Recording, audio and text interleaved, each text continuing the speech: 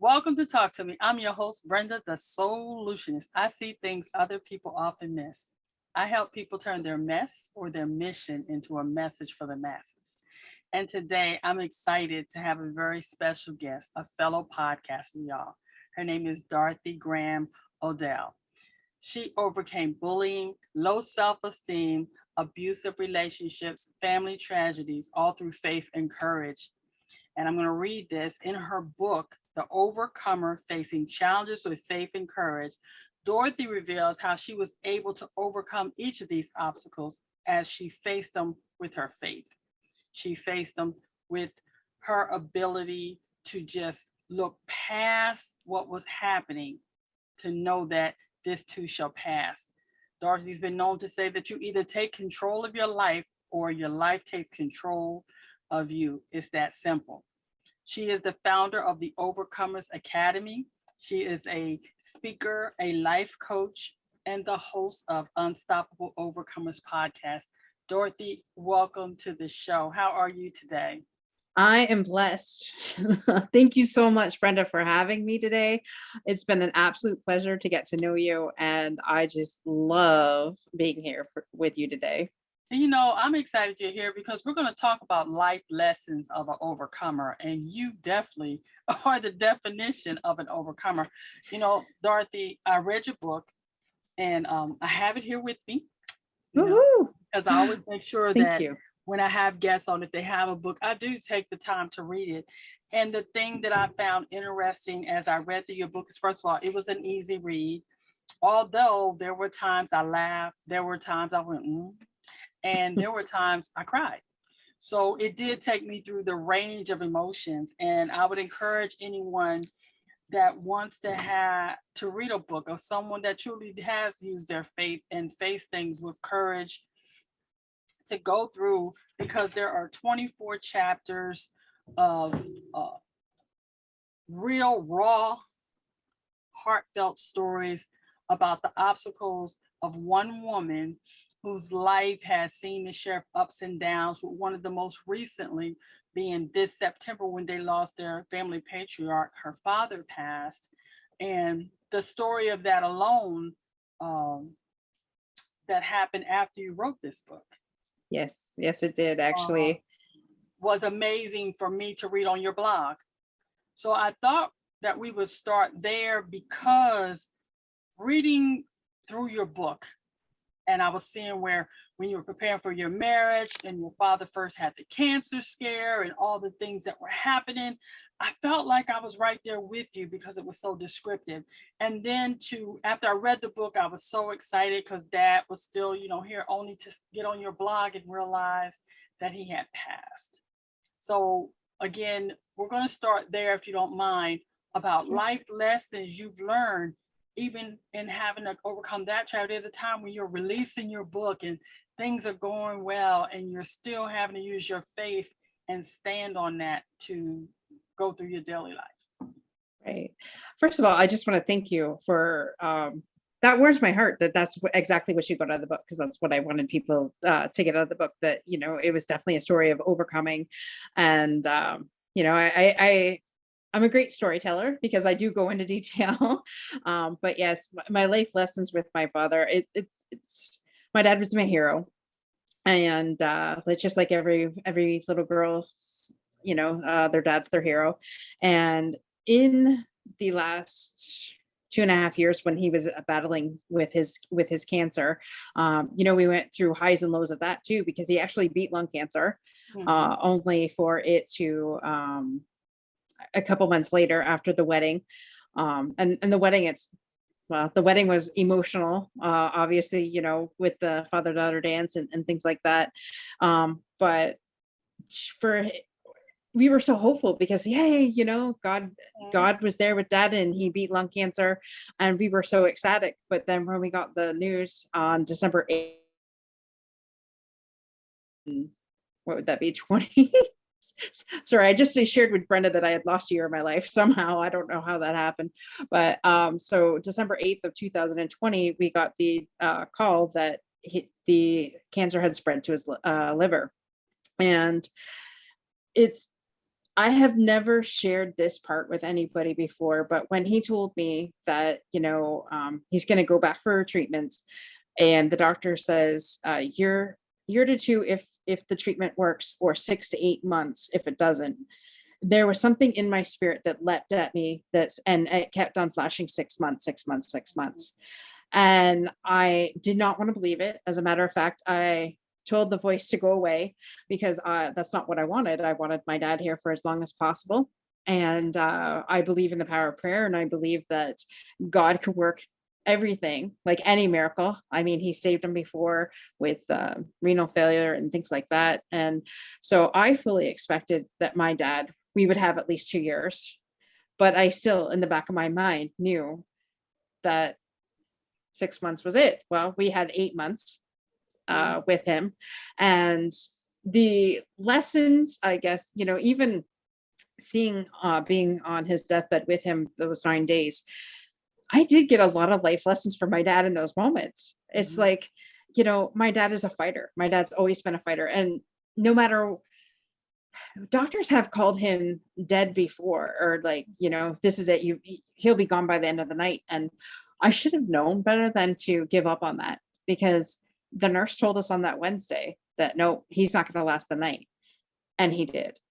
And when you mentally and prepare yourself for that to happen, and you prepare your family members, like we had everybody come in that night to say their last goodbyes, and I was prepared. And when he didn't go, and like you're watching his chest rise and fall, right? And you think, okay, now it's going to be this moment and this moment. And that was brutal. Finally, at 3 o'clock in the morning, I went into my parents' bedroom, and I'm like, I can't handle this anymore. And I was just like, what is keeping him here? Because I didn't want him suffering anymore. That was the worst part for me, seeing him suffer. And so my mom's like, well, he's not going to go. He's not going to go. I'm like, Mom, like, look at our reality. The reality is, like, he does not look like himself. I know he's on his way. It's just a matter of when, right? But they used to, on Thursday nights, they used to watch the show together. And so Thursday night was their date night. So I actually came home that night. I couldn't spend another night in that house. I needed some normal time. And my husband loves sports. So we came home and we watched a football game. So my mom's texting, I texted my mom to make sure she was okay. And she says, well, you can leave me alone now. I'm having a date night with your dad. Yeah. And I was just like, that's it. That's why my dad didn't leave, because he wanted one more date night with my mom. And, so the lesson was, don't count that out. when everybody else says he's out, he wanted one more date night with his wife. And when he's ready, he will go, no matter what medical professionals or what we say. And it was truly a test, sitting there, watching him take his last breaths. And I said to my mom, Mom, there has to be a reason why we're going through this. I know I numbed out. I had to have numbed out that week, because there's just no way that you could see what we've seen and go through what we went through and still function normally.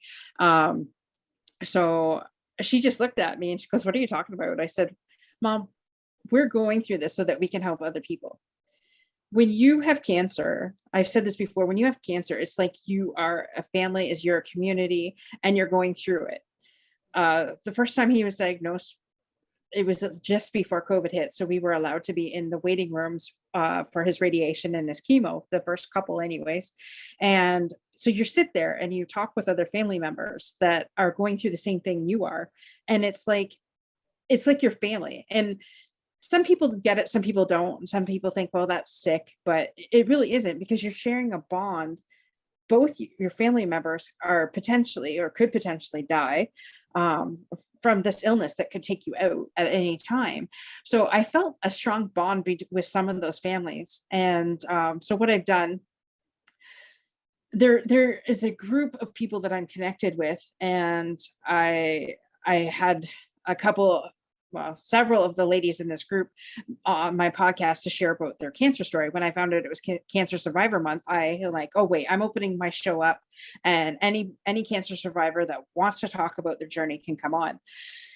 And I made some really good friends, really good connections. And so I started a support group. And I told them, I said, ladies, I first of all saw if there was interest on it on Facebook. There was interest. I said, okay, you need to give me some time. I'm like, I like, by this time dad had just passed when I figured out that I was supposed to do this. And I said, you need to give me a little bit of time, give me till at least the 15th of October to at least get my head on straight and things like that. So I formed this group. It's not big, but it's there. So if anybody who needs it, and I expect to add to it as time goes on. We're getting into the holidays, so What's the I'm group sure called? people. It's called We Are Killing Cancer Today support group. And you did this in honor of your dad? I did do it in honor of my dad, and there's actually a picture of him. The picture I used for a celebration of life I have on there, because I believe that, since he was the flagship of it, that his picture is up there. So yeah. So since we're talking about life lessons, one of the things I found interesting when I was reading through the book is that your parents met, and correct me if I'm wrong, when they were 15, and they were together for more than 50 years? Yes. They were together for 50 years, married for 47 when he had passed away. So that, with my mom losing, my dad's the only man she's ever been with, right? The only man she's ever known. So, it's devastating for me. So I could just imagine what it's been like for her. And, I'm really proud of my mom. My dad took care of my mom throughout the entire marriage. And, he was the one doing all the banking, the one doing everything. He was, cook most of the time, and he just took care of my mom. So when my dad passed away, I was like, how is my mom going to survive? And I thought that I would have to do a lot of that for her.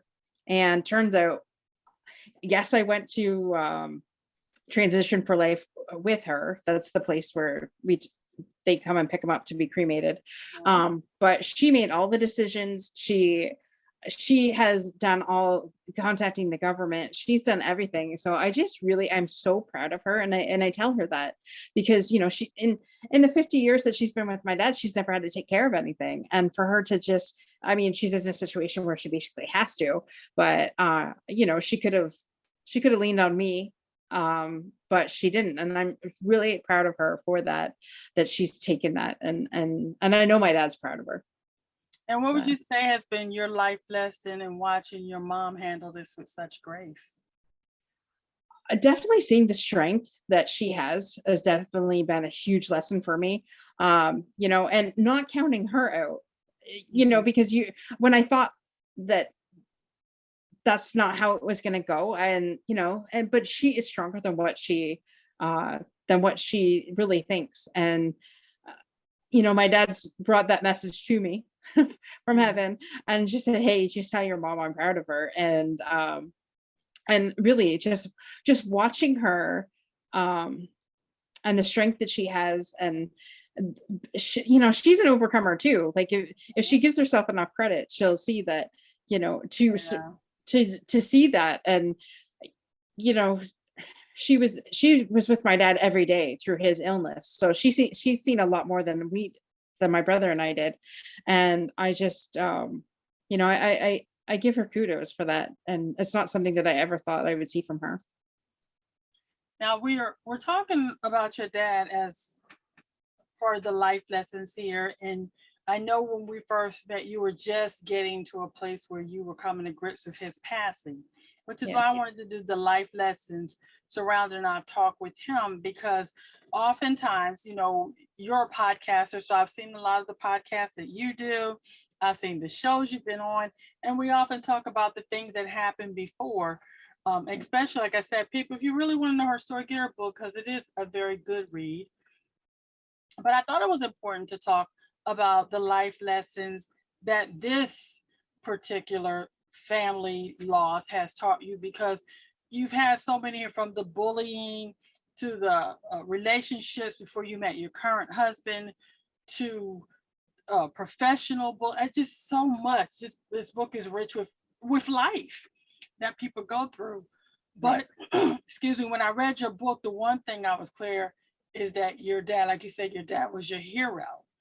And I was wondering, as you've had some time now to reflect, what are some of the life lessons that propelled you to be able to be an overcomer that you learned from your dad? Definitely work ethic. My dad pounded us into us that it definitely a good work ethic. Um, we were not, if we were sick in school, we were not allowed to play on the weekend. You never got sick on a Friday because you couldn't go play on the weekend, right?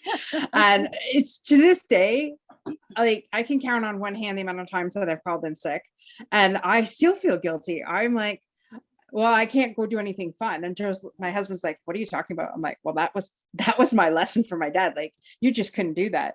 But no, my dad was really big on work ethic. He was really big.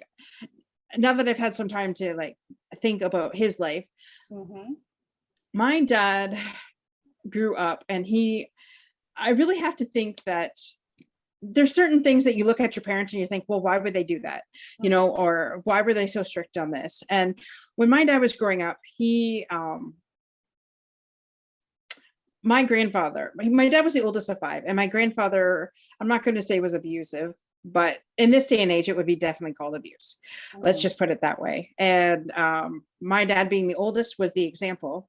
My grandfather worked 2-3 jobs, and he was putting food on the table, and my dad was expected to help as him being the oldest. So if somebody got into the trouble, it was my dad's fault. And at the age of 18, 19, I can remember, I don't know, I can't remember the story of what happened, but my grandfather threw him through the wood door. The door busted and my dad had to pay for it. And so growing up, no wonder why my dad was so strict, you know. So the lessons I learned is, yes, my dad always had an iron, was ruling over us, but that's what he knew. That's what he grabbed from his dad. Now, did we get beat like he did? No. I'm not going to say that we never got smacked, but we didn't get those lessons that he got, right? So I think we always want to do better than the generation before us. So looking back, you know, and sometimes as children, you're like, I just don't understand my parents. But if you understood what they went through, you could see the pattern of why, you know, they are with us the way they are. So it's funny because I can remember my dad sometimes was very negative, and a lot of, and there would be times I would be driving him to his pain management, and he would just like blah blah blah blah blah about, and it was so toxic what was coming out of his mouth. And I remember pulling over one day and I said, you have 2 seconds to tell me something positive or I will stay here and you will be late for your appointment. And he's just like, he looked at me, I said, I am not kidding you, like you better find something quick. And he did. And you know, I know at the beginning when I first left, my dad was not an atheist, but he believed in God, but he didn't have a relationship with God, I guess is what it was. And him seeing my testimony, that definitely grew. So that lesson, that seeing that transformation in him was absolutely wonderful. The first time he said, I'll pray for you, I almost fell on my chair. You know, I was just like, I can't believe it, but it's true. Like if you can't stay consistent in who you are, that's a testimony for even your parents. You know, so if you have a parent out there that is, you know, you don't know what to do with them, then you start being who you need to be and start really driving into that, and they will see and they will follow. You know, and just some of the other lessons is just your parents might not always get you. Like I considered my grandfather was the black sheep in his family. I consider myself to be the black sheep in my family because I'm the entrepreneur. Everybody in my family, nope, you got to work for somebody else. You know, you're 40 years until the day that you die, collect that pension and then leave. That is how my mindset of my family is. And I'm the only one that bucks that and says, no, I want time freedom. Yes, as an entrepreneur, there are things that you have to do there, you know, but you're doing it so that you could have that time freedom to be with your children. You know, you want to go to the kids' play. Growing up, my parents missed a lot because, you know, they always had to work, which provided for us and put food on the table, and which I'm forever grateful for. But, you know, not once did my dad take us out of school and just to have a fun day, not once.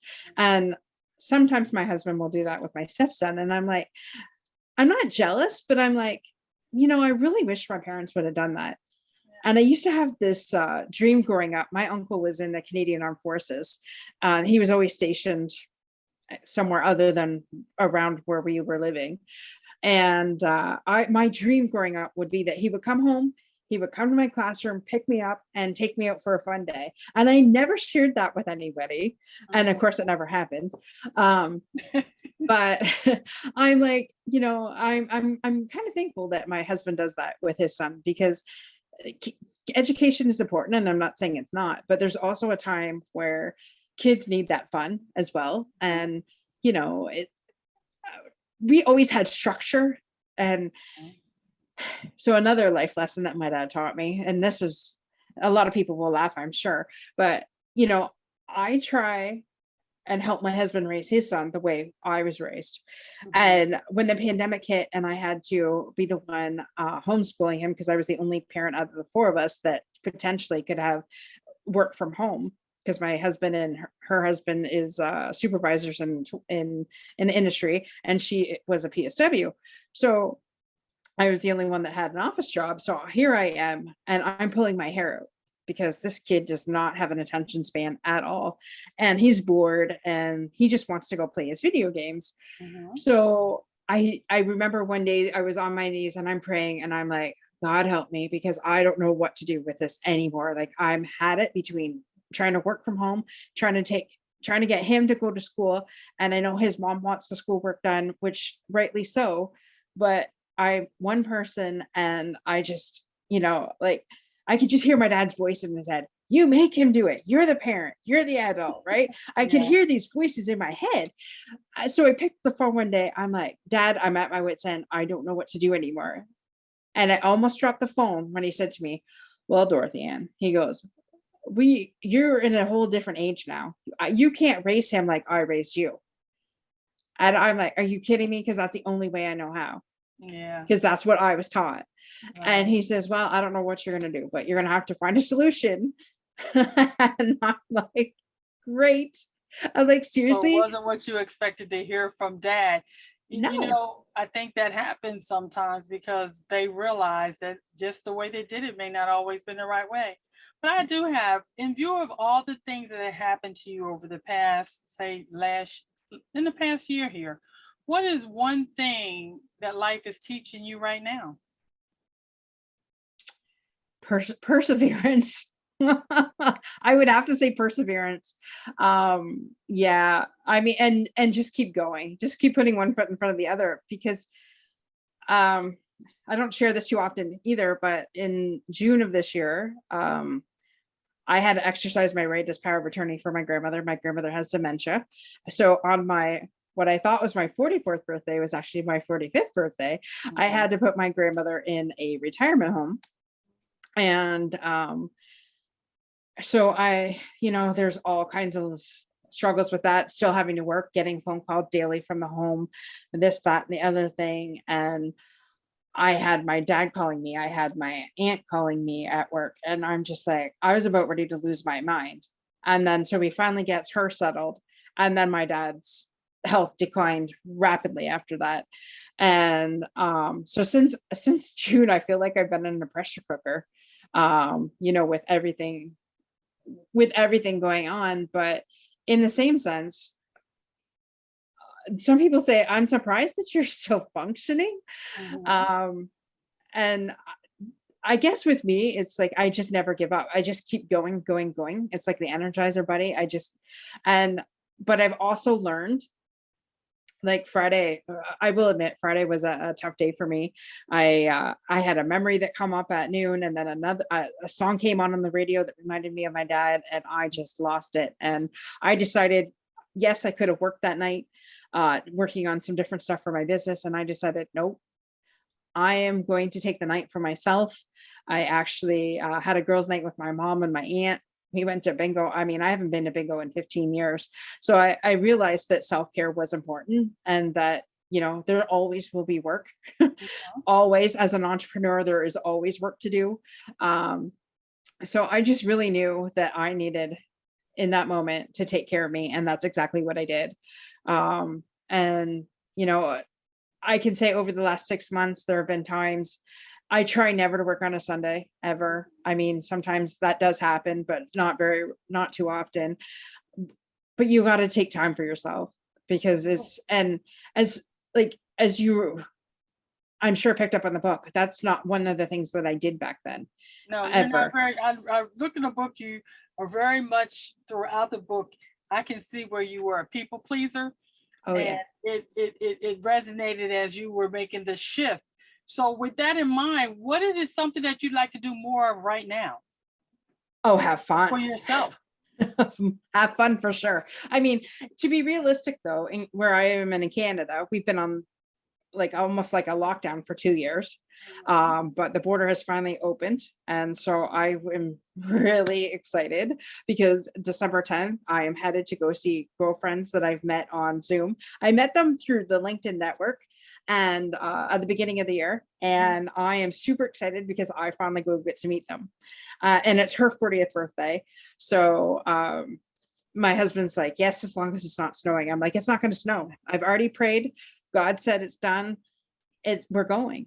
And so I'm super excited about that. And just really, I want to try new things. You know, I always, always wanted to be a figure skater. However, as soon as I get on the ice, I get afraid. And my back is not 100% all the time. So I'm afraid that it might go out. So then I get like stiff on there, which when you're stiff in skating isn't really a good thing. So if the arenas will stay open for public skating for me this winter, I will definitely, you'll see me out on the ice for sure. Dorothy, tell me, what are you grateful for right now? Definitely, I'm grateful. I'm grateful for God for getting me through all this. I'm grateful for my family. You know, in a time where we could have been torn apart, we actually came closer together. And as my mom's brother actually has really been there for the three of us, like my mom and my brother and I. And it's to have that relationship when, I mean, they've been closer, but then he actually was there for my brother and I too during this time. And he actually was there the whole week my dad was passing away. So I'm just truly grateful for us sticking together, and my husband for being there for me, but also allowing me to have that time when I needed just like a moment to myself. Um, like he lost his dad 6 years ago, so he knows what it was like to lose a dad. So just really grateful for that, and my making the connections that I've really been making, you know, in I'm thankful for the personal connections. Yes, it could potentially lead to business, but I'm more focused on, you know, finding out who people are, building that relationship. Because honestly, I've never had this much friendships in my life. Growing up, like I didn't have those friendships. So as an adult, having those friendships, it's life changing just like that. I could not have gotten through this year without the friendships that I have made. Like going to go see my friends in Illinois is like the highlight right now of my year. I get that. Now, as a habitual overcomer, how has being an overcomer helped you live your best life now? Not stay okay, so this may sound trite, but not staying in my stuff. Um, you know, like I could have easily allowed all this to stop me from building my business and continuing to grow. But I'm not gonna lie, I did take a month where I toned down a little bit. Like I still did my podcast and things like that. The stuff that really, because doing my podcast, or I call it my live show, doing that show really energizes me and it gives me a purpose. So to miss it was not an option because that's what kept me going. But definitely to just because I know what it's like to overcome, I guess I just kept going and kept going. And definitely I'm back in the saddle again for sure. And building more connections, and just really building, definitely also building into me as well. Like I'm taking different classes and stuff like that, learning new skills, because I believe that's important. Like if you're not ever growing and ever learning, then you're just going to rot, to be truthful. You know, because I used to go, I don't know if you heard of Danny Johnson. She's a Christian motivational speaker. And I used to follow her all across the United States years ago when I was in my travel business. And then I let it go. And then I got into that relationship and I definitely let it go. And but now I'm right back in it. Like I'm listening to audiobooks all the time. I'm taking all the trainings that are out there and learning new things. Like I'm learning so much about LinkedIn and how to definitely tune your target audience and you know, and just basically beta testing different stuff too, which I never thought of before. Learning different things, which I think has kept me going. So if people want to get in touch with you, how do they reach you? Definitely, you can reach me on Facebook at Dorothy Graham Odell or LinkedIn at Dorothy Ann Graham Odell, or on my website, www.unstoppableovercomers.com. All right. Well, Dorothy, I'd like to thank you for being on the show today. And just for those of you that are not just listening, but you can see this is her book, The Overcomer. See that right there? A beautiful book by Dorothy Graham Odell. It is a read.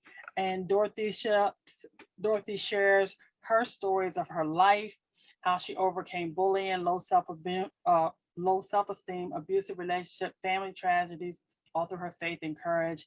It is worth the read. It is available on Amazon. That's where I got mine from. And it is something that will change the way you look at overcoming, because she is truly an overcoming. Dorothy, do you have any final thoughts for the audience before we go today? Definitely don't give up. And you are never alone in what you're going through. I used to find, you know, when I had that low self-esteem and I had those dark moments, I used to feel so alone that you know, and then I would seclude myself.